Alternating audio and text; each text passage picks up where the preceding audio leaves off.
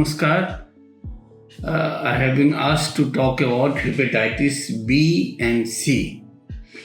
मैं डॉक्टर मनोज कुमार, मैं Fortis hospital वसंत कुंज में gastroenterology, liver disease and endoscopy department का डायरेक्टर हूँ एंड हेड ऑफ डिपार्टमेंट हूँ।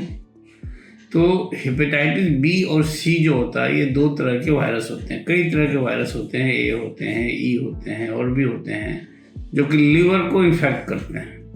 लीवर को इन्फेक्ट करने के बाद ये लीवर को डैमेज करते हैं, जिसको हेपेटाइटिस बोलते हैं।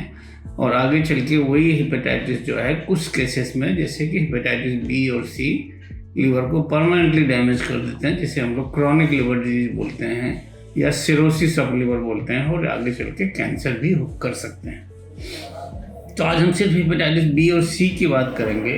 हेपेटाइटिस बी और सी का जो ट्रांसमिशन होता है वो ब्लड बॉर्न होता है।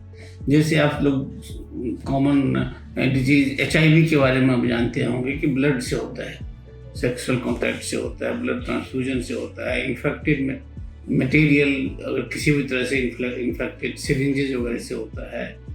तो इन सब चीज़ों से इस हेपेटाइटिस बी और सी का ट्रांसमिशन होता है। अब यह है कि बीमारी इतनी बड़ी बीमारी होती है, इससे अगर लीवर को परमानेंट डैमेज हो जाए तो लकीली हमारे पास कुछ अच्छी दवाइयाँ आ गई हैं जिससे कि इन बीमारियों को ट्रीट किया जा सकता है। हेपेटाइटिस सी का तो लिमिटेड ट्रीटमेंट के लिए 3 महीने और 6 महीने का ट्रीटमेंट देने के बाद उससे वायरस को ख़त्म कर दिया जाता है, बॉडी से निकाल दिया जाता है। हेपेटाइटिस बी के केस में थोड़ा सा ट्रीटमेंट कॉम्प्लिकेटेड है, इन द सेंस की ट्रीटमेंट जो है लंबे समय तक देना पड़ता है और कई बार लाइफ लॉन्ग भी देना पड़ता है।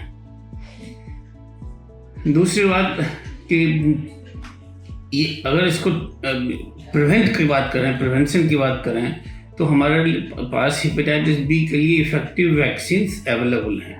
आजकल तो बच्चों को यूनिवर्सल इम्यूनाइजेशन प्रोग्राम के दौरान दे दिया जाता है, बट हेपेटाइटिस बी के लिए कोई एज नहीं होता है। किसी भी एज में हेपेटाइटिस बी का टीका लगाया जा सकता है। उसका 3 डोज होता है, एक आज लगाया तो एक महीने के बाद और 3 महीने के बाद। तो हर एक लोगों को। दूसरी बात, ये जो हेपेटाइटिस बी और सी का पता कैसे चलता है, आजकल जो हेल्थ चेकअप कराते हैं लोग, कोई ऑपरेशन कराने जाते हैं या प्रेगनेंसी होता है, तो इस सब हेपेटाइटिस बी और सी का टेस्ट होता है तो पता चल जाता है। तो लोगों को जब भी हेल्थ चेकअप कराएं तो एक रिक्वेस्ट करें कि हमारा हेपेटाइटिस बी और सी का भी टेस्ट हो जाए, और जिनको भी पॉजिटिव हो वो डॉक्टर से कांटेक्ट करें। धन्यवाद।